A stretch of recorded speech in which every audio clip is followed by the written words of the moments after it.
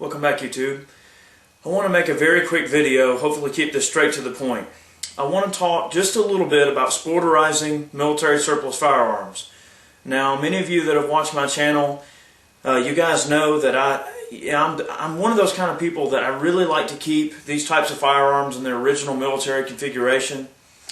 However, I just want to kind of warn you guys that I am going to be sporterizing one of these M9130s in the near future, actually probably a couple of them.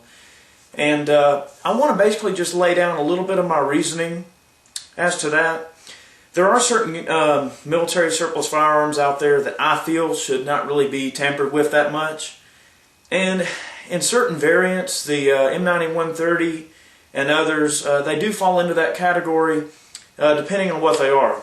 What I have here is just a standard M9130 with a round receiver, and this one was produced in 1942, so it's wartime production, Isovac, and it does have the Arsenal refurbished mark. So this rifle here likely was in storage for a long time and probably never saw too much serious service or any at all. In my opinion, these 9130s here are a dime a dozen. They're never going to dry up within reason. So if you want to sporterize something like this, I don't see a problem with it as long as it's done tastefully. Now, that brings me to my next point. Where I have a problem with sporterizing is when the work doesn't complement the design in a positive way. When someone looks at it and they say, "Oh, Bubba got a hold of that," to me, that's kind of not really doing the design justice. If you're going to do a sporter job on a 9130 or any military surplus firearm, make sure it's done right. I'm going to show you a couple of guns from my collection that I would not sporterize, and I'm going to show you one that I bought as a sporter and restored back to its military configuration.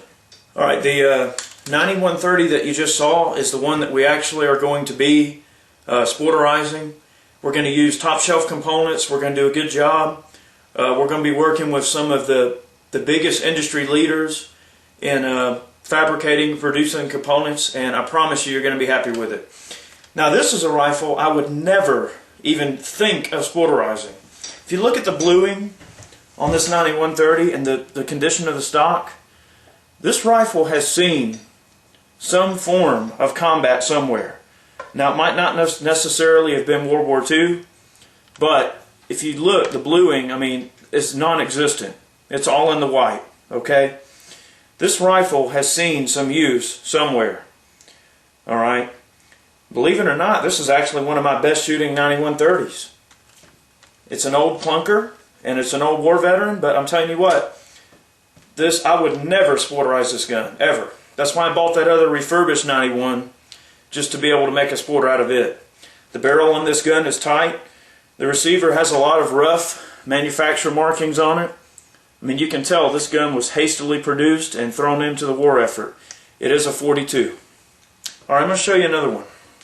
Out of all the rifles I own in my collection, this Finish M39 is probably the one that people have tried to buy off of me the most often.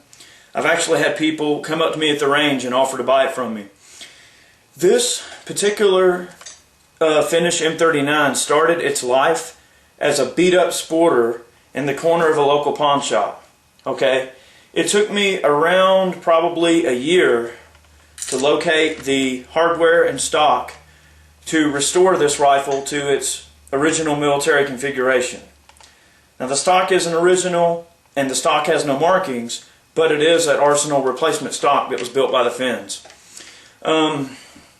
So it can go both ways. You can find a sporter and you can bring that gun back to life if the sporter was not done well, or you can take a rifle that's extremely common, like the 9130 I'm about to show you, the one we talked about with the refurbishment mark. There's not a thing wrong with this rifle. But for those of you that are interested in making these rifles more accurate and making them a lot more handy in the field and for sporting purposes, I encourage you to stay tuned to check out the series I'm going to have on this. There's a fair bit of cosmoline in this rifle, so we'll cover cosmoline removal. We're going to cover glass bedding of the replacement stock we're going to get. We're going to cover mounting the scope, drilling and tapping, the whole 9 yards. Anything we do, we'll showcase. I've got a match grade trigger in-house that we're going to put in that I've purchased from a a small trigger maker that, you know, he does small amounts of them. So we're gonna give this thing a once over, and we're gonna see how she shoots, and hopefully we can get MOA or sub MOA accuracy out of this rifle. We'll see what happens.